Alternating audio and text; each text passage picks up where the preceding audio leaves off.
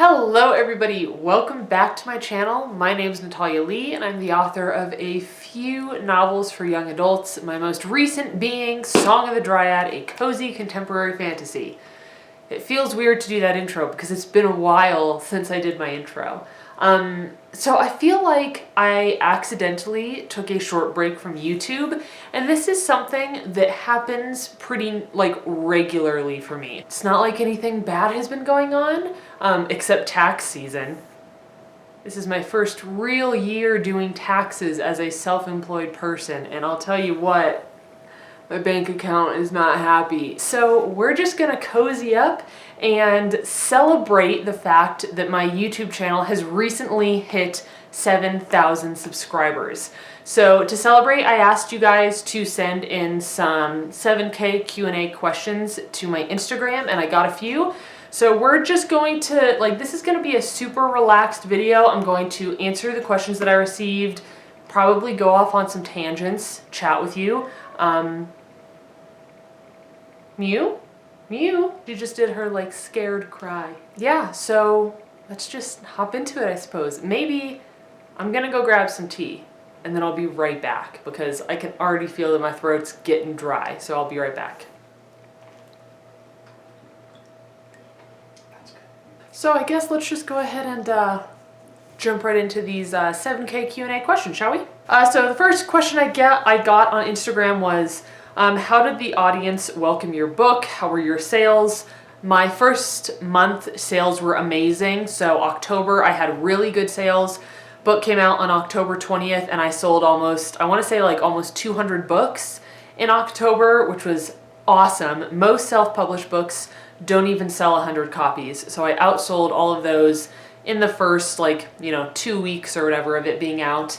And then November and December sales were also very good just because of the holiday season and because in November the paperback came out. So there was a lot of excitement still being generated. Now my sales have slowed down. So they've really slowed down and dropped off to a more realistic level, I could say. But as far as the first 3 months, it went incredibly well. Next question, did you use the Save the Cat Writes a Novel method for outlining your new series? So I'm using it for each book in the series, but I don't really know how to use it as a whole because I've never written a series before. I've definitely never written a long series, which is what I'm planning on writing now. So I don't really know how to plot it, all together. So kind of what I've done is I know where my characters start and I know where my characters end. I have the first book written. The second book, I am kind of beefing up the outline right now, and I'm going to write book 2 next month in March. I also have the outline for book 3 written, but it's very scarce, I guess you could say. So I'm definitely using Save the Cat Writes a Novel for each individual book, but like I said, I don't know how to use it for an entire series. I don't really know how to plot a series, so I'm learning. So the next question, the third question is, do you keep any fidgety toys at your writing space? So the answer is no, I don't, but I probably should because I am a very fidgety person. I need to move my hands a lot. I get antsy just sitting in one place for a long time. What tends to help me are snacks. Right now at my writing space, I just have these non-GMO organic almonds. They're just raw almonds. And having something to snack on helps me, as long as it's a healthy snack. I'm not sitting here eating chocolate bars or stuffing my face with chips. I am trying to eat healthy snacks, so whether those are the banana oat cookies that I made and I was eating in one of my last writing vlogs, or almonds, or roasted, unsalted sunflower seeds, something like that, just to kind of munch on, but something that's good for my body as well. Next question, have you ever considered writing something besides fantasy? I never thought I would, but yes, absolutely. More on that later. Fave trope is the next question. Favorite trope? I can't say I really have a favorite trope. There are definitely tropes that I used to like.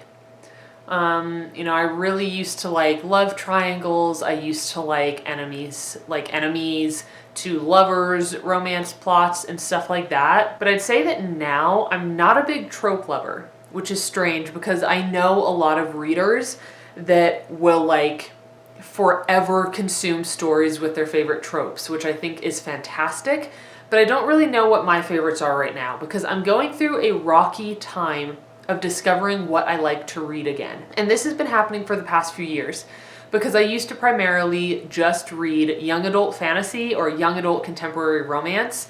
And now it's not that those stories bore me, but those stories don't, like, I struggle to connect with them a bit more now.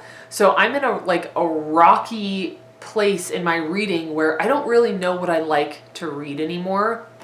Like, I bought a Kindle book the other day that was a romance, and I got 15 or 20% of the way through it, and I was just like uninterested. And I've tried to read like historical fiction and really struggled through it, and I didn't finish it. And I know that that's not everything within the genre, but just I've been having a tough time. So I don't know what my favorite tropes are because the ones I used to like, I don't like anymore. Let's see, next question. Would you ever meet with a fan in your area? I don't know, because I am afraid of getting murdered. Aren't we all? But I'm also, even though I make these YouTube videos and I'm very comfortable in front of a camera, I'm not a super social person in real life.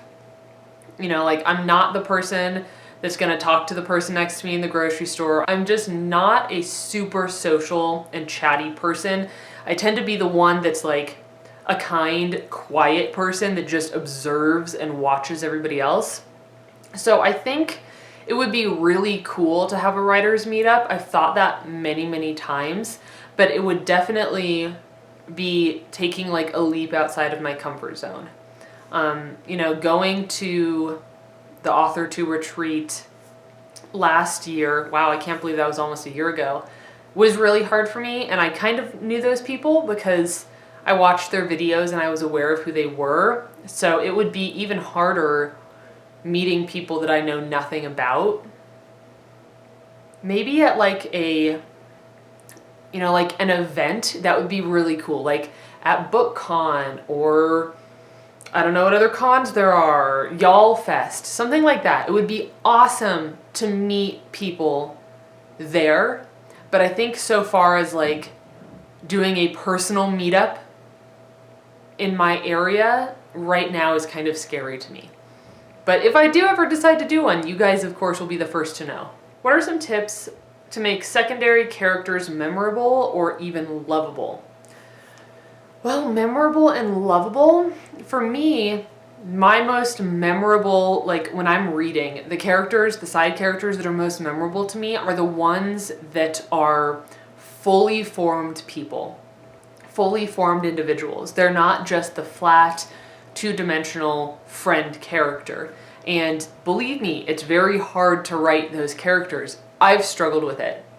But if you can create a secondary character who is fully fledged, they have their strengths and their weaknesses, their fears, they have their wants and their desires and their own things that are at stake in their own stories, I think that will make your secondary characters way more memorable and lovable because they are fully formed characters rather than just like a throwaway side character.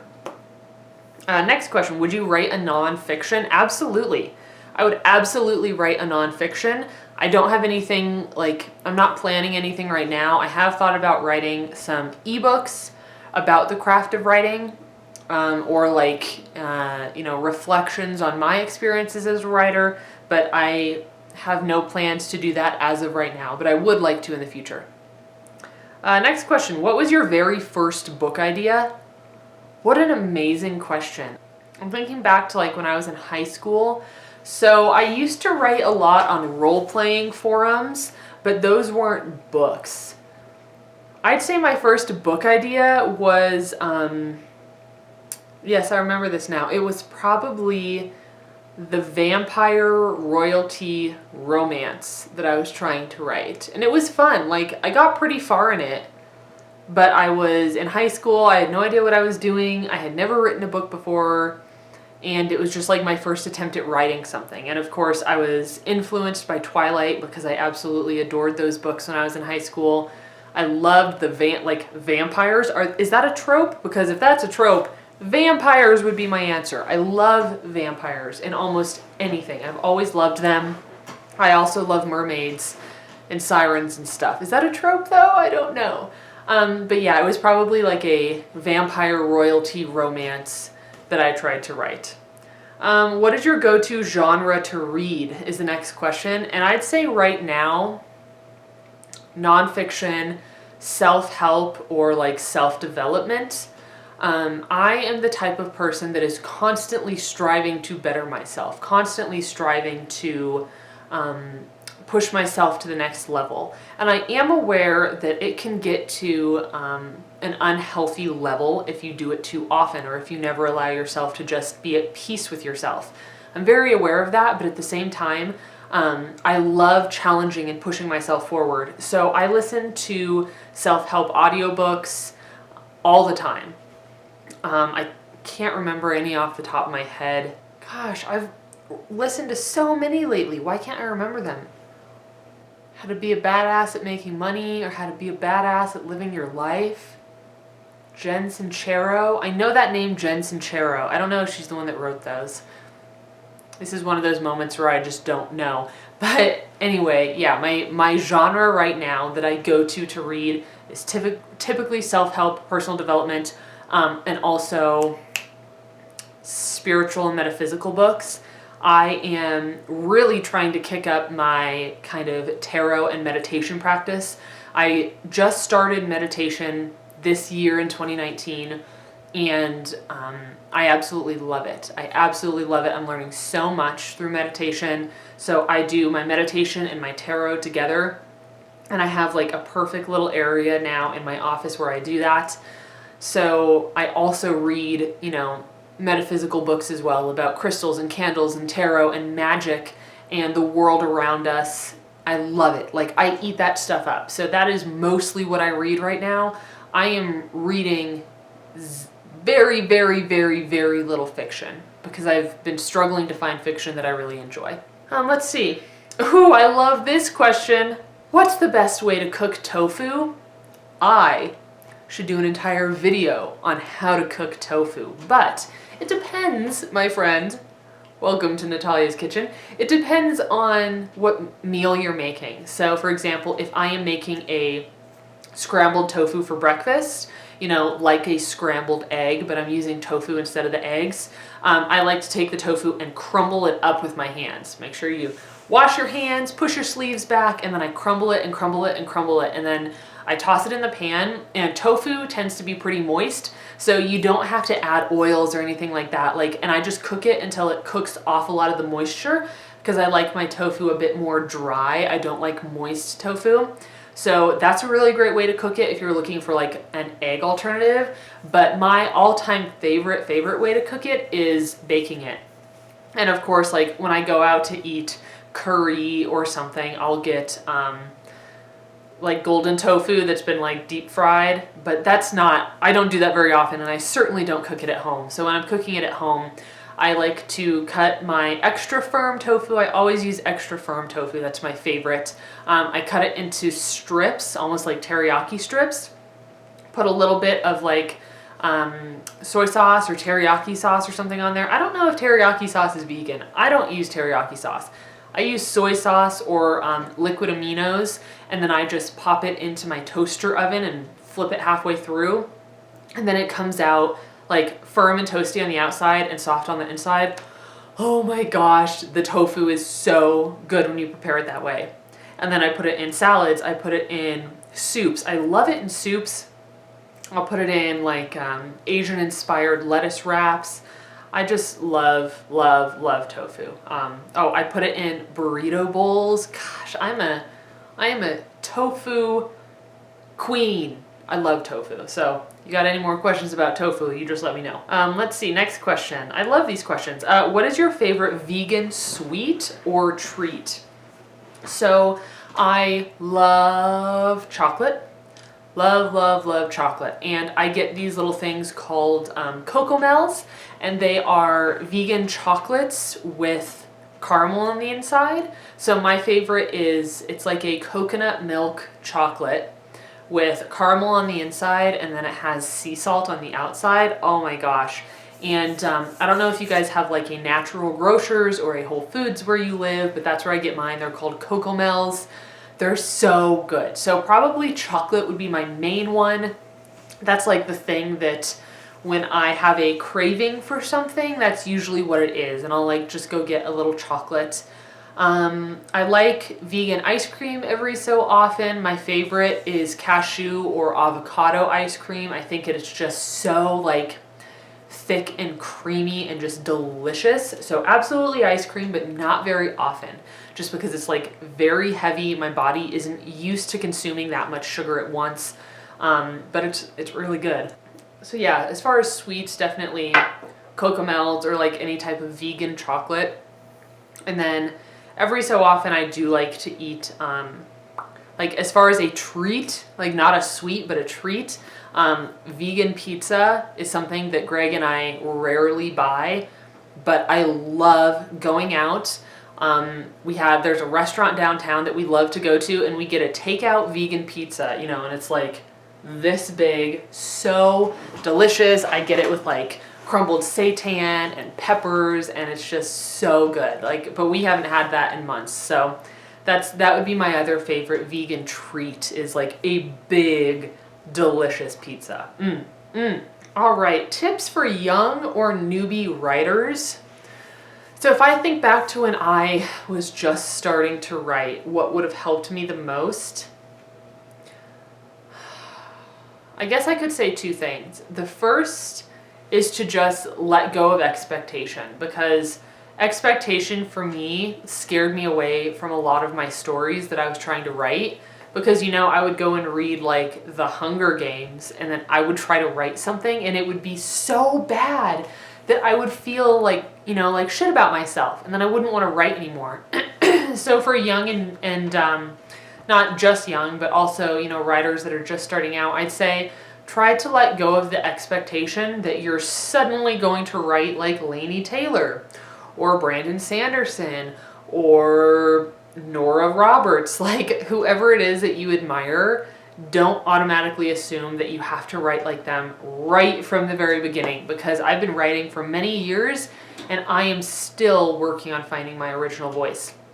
So that would be a tip. And then my next tip would be to finish what you start, like what you started. It took me years to finish a book, and because it took me so long and because I kept giving up on projects, I had started convincing myself that I could never be an author because I could never finish anything. So set out to write something and then do it. And it's not going to be fun. Like, writing is never fun all the way through. For me, it's usually fun at the beginning, it's fun when I'm writing the ending, and then the most fun is when I'm completely done with the book and I can like market it and do cover design stuff. That's the most fun. So just know that you don't have to expect too much out of yourself, and try to finish your projects. And just keep writing, because that's how anybody gets to where they are. Next question, are you planning any new tattoos? Yes. I do eventually want to get both of my arms completely done. I want full sleeves on both arms. My right arm is my like veganism inspired arm. So that's the one that means the most to me, I would say. And I definitely have a couple ideas for what I want to go on my arm next. I actually reached out to a tattoo artist, and I was gonna go and meet with him, but I realized that the size of the tattoo I want, like the next tattoo I want is going to be rather large, so I'm thinking that I might even need to get it like on a shoulder or on my thigh. I realized that I didn't quite have the money to pay for the tattoo, because tattoos are quite expensive. So I have a lot of tattoos that I want to get, but right now I'm focusing on saving. So I am patiently waiting to get another tattoo, but I have quite a few that I'm thinking of, and I still need to do a tattoo tour because I still haven't done that. Next question, tips for avoiding the second act slump. Now, if you mean tips for keeping yourself interested through the second act, that is extremely difficult because I always lose interest in the second act. But what I'm working on that has been helping me and that could help you too is tension, tension, tension. Like, what can go wrong? What can go wrong? What can go wrong? And then making sure all those things are going wrong. Because one of my habits when I'm writing a book is for things to go kind of smooth. Like, I don't have a history of writing highly dramatic, high stakes books. I tend to write like the calm, flowing books, right? So I've really struggled with second act slump because that's when things are really slow. But what I'm learning how to do and what I'm really practicing now with these new books that I'm writing is tension, tension, tension. What can go wrong? Make it go wrong. How could this be even worse for the character? Make it even worse for that character. Because then it's going to keep you more engaged, and then it's also going to keep your readers more engaged when it comes time for that. But the second act, it's tough. I think it's hard on all of us. How did you figure out what you wanted to be? I first thought I wanted to be a veterinarian, and then I started working at a veterinary hospital, and it's terrible. It's terrible. I hated it because you see so much trauma and you see so many horrible things at a veterinary hospital, and I said, nope, not interested in doing that anymore. But I would say that I found out what I wanted to be or what I wanted to do through following my hobbies and my passions. Because when I was in 8th grade, I started an online role-playing forum. I've talked about this quite a few times in some different videos. And writing stories with other people online completely consumed my life for, 10 years maybe. For a very, very long time, I spent every moment I possibly could on the computer writing stories with people. I mean, my mom used to invite my friends over for sleepovers. Like, I wouldn't invite my friends over. My mom would invite them over, and I'd get so angry because I'd be like, Mom, I just want to sit on the computer and write my stories, and now my friends are coming over and I have to interact with them instead of writing my stories. And I think that for me was a big moment, realizing that all I like to do is write. Whenever I have, free time, I like to write. So I discovered what I wanted to be, which is a full-time, self-employed author, by chasing my passions. And I think that more people should do that. It always makes me sad when I talk to people and I ask them, what are you passionate about? What do you really love? What are your hopes and your dreams? And they don't have any. That's really interesting to me because I've never been like that. I've always had so many hobbies and passions and goals and lofty dreams that I am chasing. It reminds me of that Lorde song, Tennis Courts, where she says, I'm never not chasing the million things that I want. I feel like that's me. But if you're trying to kind of figure your life out, figure yourself out, chase your passions and chase what makes you feel alive. And I guarantee you can find something out of that. Even if, let's say World of Warcraft is the one thing that makes you feel alive, you can be a professional gamer.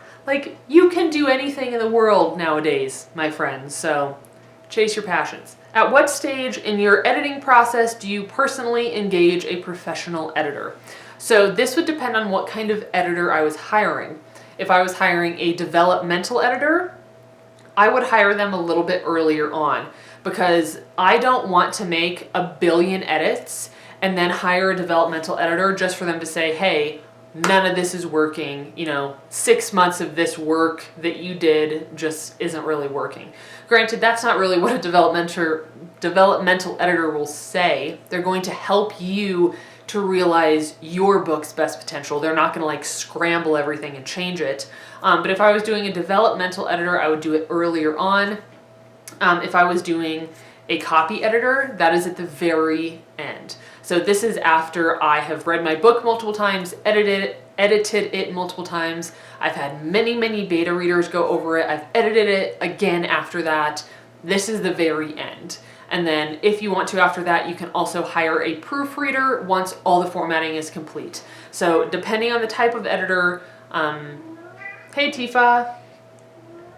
He hears me talking to myself, and then I wonder if he comes to like keep me company. Hey, I love you, Tifa. But yeah, so depending on what type of editor you want, that kind of dictates, I think, when you should hire them. Next question. What is your favorite part of the writing process? Is it outlining, drafting, editing, etc.? I would say editing is my favorite part. Hi, Tifa. You have to just be quiet for a few more minutes. Yeah, so I would say that my favorite part of the writing process is editing, because outlining is difficult because I'm having to come up with new ideas, I'm having to put everything together, I'm having to figure out how all my ideas work, and then in the actual drafting, it's putting all that together, figuring it all out, spending so many hours trying to make it work. But in editing, for me, editing is when the book comes alive, because it's like I have everything there and I just get to start rearranging it and fixing it and changing it, and I love that. And I know a lot of people hate editing and they feel freedom when they're drafting, but I'm the opposite. I feel freedom in editing because it's like, okay, I have my guidelines. Here's what I have to work with, and I can make this thing something special. Whereas when I'm drafting, anything could happen. Anything could happen. So definitely editing. Let's see. Congrats on reaching 7K. Thank you. Will you make a video of how you made your theme music? If I was like a music producer, then I probably would to show you. But honestly, I don't know a whole lot about producing music. Greg knows a ton about music. He was a DJ for years. He, produces his own music. He is a total music person. And he has a program on his laptop called Logic, or Logic Pro. I think he just calls it Logic. And that's what he uses to create all of his music. And he pretty much like set me down one night and he gave me the computer because I wanted new music, and he's like, here's Logic, here's kind of how to use it. And I just started playing around with it, and then I would ask for his help, and then I'd play around with it and then ask for his help. So I made my fairy theme music using Logic, that music program. But as far as like making any other music or like advanced musical stuff, I don't really know how. Greg does though, and he's amazing at it. All right, next question. At what age did you realize you wanted to be a writer? So at a very young age, I realized that I loved writing. You know, when I was in elementary school, I loved writing. I used to get little awards for my writing. I had a really painful experience once where I had a teacher that would not allow me to read my work to the class because she thought that my parents had written it, even though I wrote that story. So I loved writing as a kid. I really fell in love with the role-playing communities online when I was in middle school, all the way up through my like first year of college. So I loved writing, but I didn't really think it was viable. I didn't really know that I wanted to be a writer until, I would say,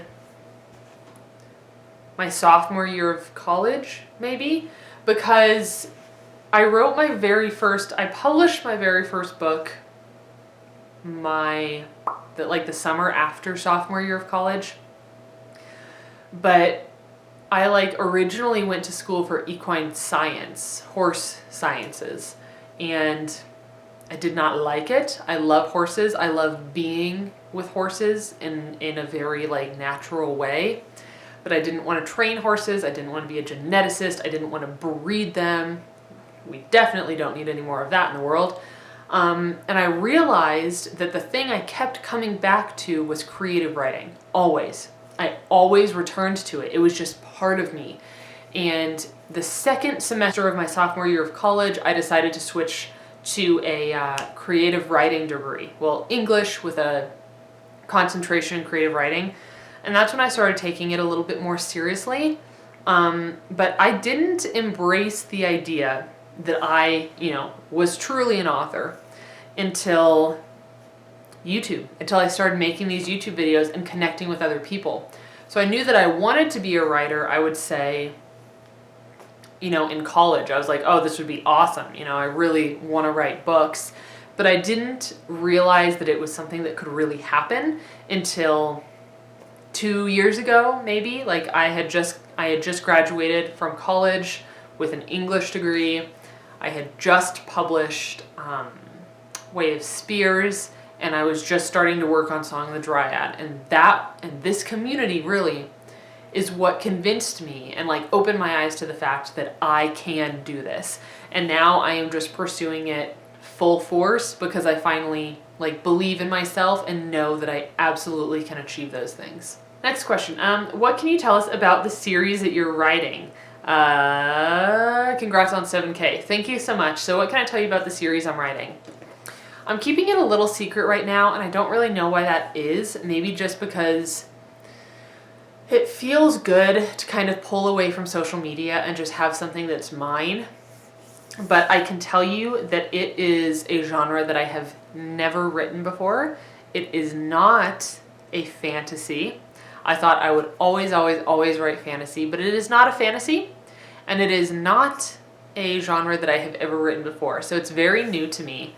But what's awesome is that I finished it in January. I finished it, I don't know, halfway through January, and then I went back and I edited it a little bit, and I formatted it. I put it on my Kindle. I made like a mock-up cover for it. Ow, I just poked myself in the eye. On my Kindle with a cover formatted, and Greg is reading it right now. He's my alpha reader, like the first eyes that are on it. And what's awesome is that he's really connecting with it. So it's it's definitely kind of aimed at an older audience. There's a lot of grittiness to this new story. So Greg is really enjoying it, which is in turn making me even more excited to continue working, because it's so special when you get to see somebody connecting with something you've written. But yeah, so I guess that's all I'm going to say about it right now, is just that it's very, very new to me. I'm absolutely loving it. I'm writing in first person present tense, which is like mind-blowing, and I love it. And I'll be writing the second book next month in March, and I'm aiming for these books to start coming out this summer. So I will keep you updated on that. What is the best advice you can give someone who wants to follow their dream of writing? Well, I guess the first step is knowing that it's your dream to be a writer, or just to write in general. But I'd say if it's your dream, if writing is your dream, I'd say you're probably aiming to make that more of like a lifestyle maybe.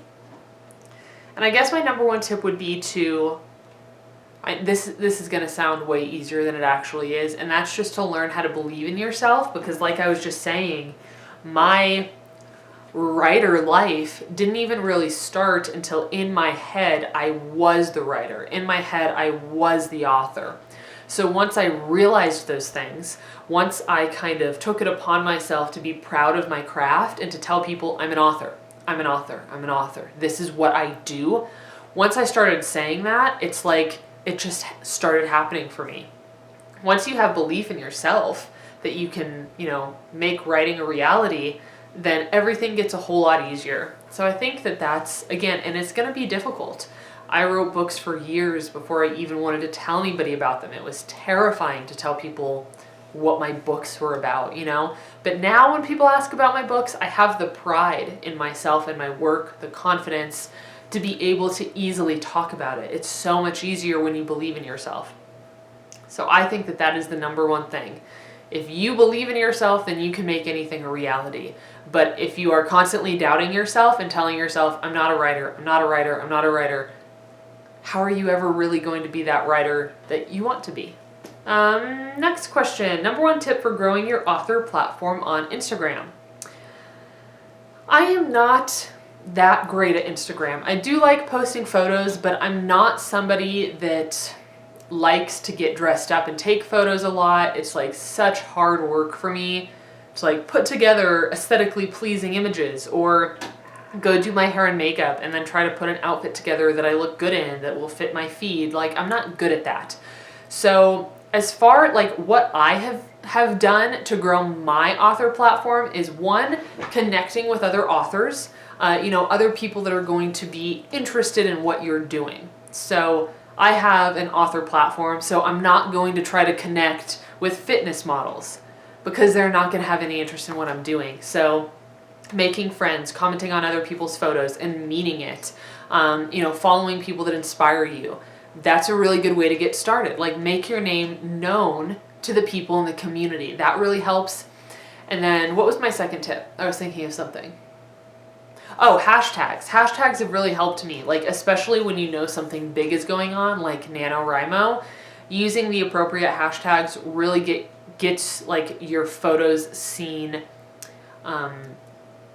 more efficiently. I don't know why I'm short of words today. And I mean, obviously post pretty photos, but that's a little bit harder. You'll get better at that. I'm trying to get better at that.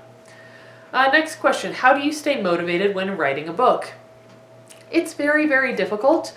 And I used to give up a lot. I've given up a ton of books that I was working on. But what I learned was that the like gross feeling when you don't want to write gets better the more you learn how to push through it. Like, I always get that feeling of like, oh God, I'm dreading writing today. I really don't want to. But then I sit down and I do it anyway. So it's just like, it's like many other things. Oh, I really don't want to vacuum the floor today, but I really have to sit down and vacuum. Oh, I really don't want to wash the dishes, but I have no more sink space left, so I really have to do the dishes. Like, you don't want to do those things, but you need to. And with writing, my motivation, if you can't find that motivation within yourself to just sit down and do it, my motivation is holding the book in your hands. Being able to reach onto my shelf and grab this book. Like, when I wasn't done with this yet, when I was still writing the first draft of Song of the Dryad, or doing, the 5 drafts after that before I even held it in my hand, I was constantly reminding myself of how amazing it would feel when this arrived in the mail. And it's such a spectacular feeling, because writing a book is something that takes a long time. It takes a lot of effort. It's isolating. It's something that you do on your own. Greg and I have compared, like, he makes music. So how is making music different from writing a book? He can make a song real quick. Like, depending on how inspired he is to make music, he can make a song very quickly, but it can take people years to write a book. So that motivation dwindles and stays down because of how long it takes to do this. But in my head, what I always tell myself is, I want to hold it in my hand, even if that means let's write a really bad first draft and then have fun formatting it, and then, order a proof copy from KDP. I think KDP does that now. I don't know. CreateSpace used to. I think KDP does. Just being able to hold it and like show it to somebody and say, okay, all these lonely hours that I've been spending in my office while the rest of the family has been, watching Netflix or something, has culminated in this. This is what I was doing. And that is just the best feeling. So if you are really struggling with motivation, think about what it'll be like to hold that book when you're done. Or, I don't really advise negative thoughts and negative self-talk, but imagine what it would feel like to never finish that book and never hold this in your hand. That would suck. That would really suck. So that right there, that's motivation enough for me. What a long video. Welcome back to Natalia Lee with hour-long videos. Next question. How much time do you spend writing each day or week? Well, right now I'm not writing. Greg is, like I mentioned, Greg is reading my book and making his edit notes, then I'll be editing again. But I will be writing in March, and I was writing in January. So typically I write 5 days a week, and that's usually, depending on how quickly I'm able to write and depending on my motivation for the day, that's usually between 1 to 3 hours. So if I'm doing really well and I'm really inspired and motivated and the fingers are moving fast, then I can get my word count of, 2,000 to 3,000 words done in an hour or so. But if the words are coming much slower and I'm struggling a lot more, then sometimes I'll be sitting in my office for 2 hours, or break it up into a few writing sessions that takes me about 3 hours. But I'd say that I definitely do not write any more than 3 hours a day. 3 hours a day would be max, probably. That would be a lot for me. So I tend to write fast and in short amounts of time. I'd say about 1 to 2 hours a day, 5 days a week. The neighbor's home. We have really annoying neighbors across the street. Last question. Now that we're 50 minutes in, what is your favorite part of being an indie author? So to me, being an indie author is very different from being a traditionally published author. I thought for a while I wanted to be traditionally published. I kind of tried. I didn't really throw my hat in the ring. Like I changed my mind pretty early on in the traditional publishing game. But I think for me, what I love most about being an indie is that my books are my business, both financially and emotionally. So if I was publishing through a traditional publishing house, my books would be their business. You know, one moment. What was I saying? Oh yes, about business. So with traditional publishing, again, I think traditional publishing is so exciting. Absolutely. Like if given the chance, I would probably try it out. But as far as a sustained career, I am way more interested in self-publishing, indie publishing. You know, because like I said, everything is my business. The type of books I want to write, how I want to write them, how quickly they come out, the type of covers they have, that is all up to me. And it's a lot to stomach. Like it is quite a heavy burden, and it's not all going to just like come to you overnight. This is what I have been learning over the past years. Like this is a culmination of knowledge that I'm finally starting to work with and kind of like put into place. But yeah, my favorite part of being an indie is that it's like the world is wide open to me. I can do anything, I can write anything, and as soon as I learn how to find the audience, as soon as I learn how to use, you know, like metadata to sell my books to the right people, as soon as I learn how to do that stuff, I think I'll really be set. And with indie, you know, you can publish fast, you can publish, you know, as many books as you want to in a series. Like how many, I know that there's some out there, but how many like traditional series do you know that have like 10 books or 12 books?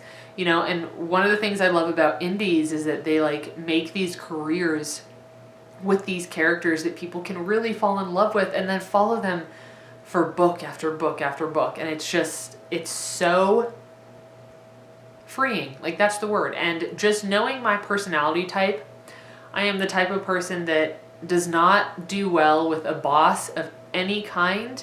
I have never done well with management or with anybody telling me how to do things.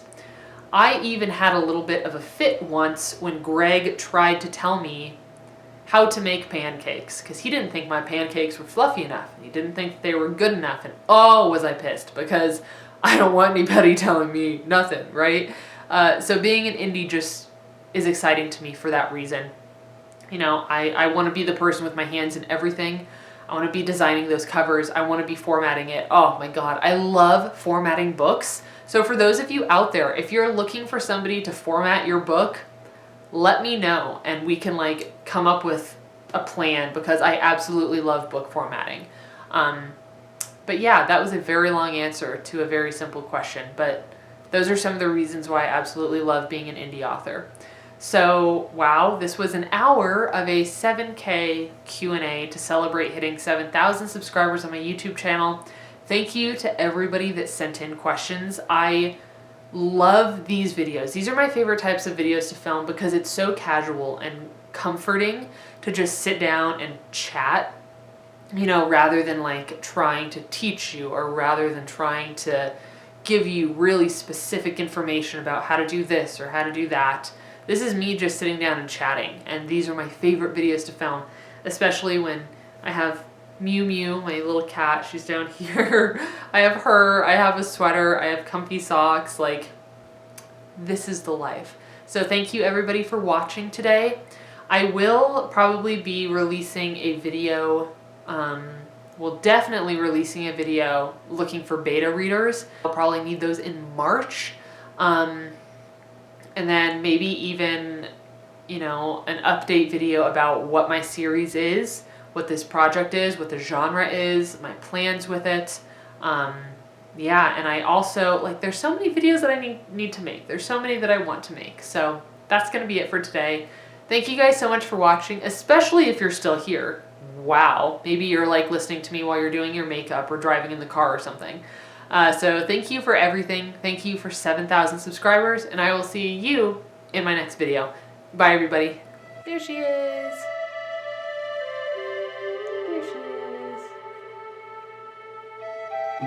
is.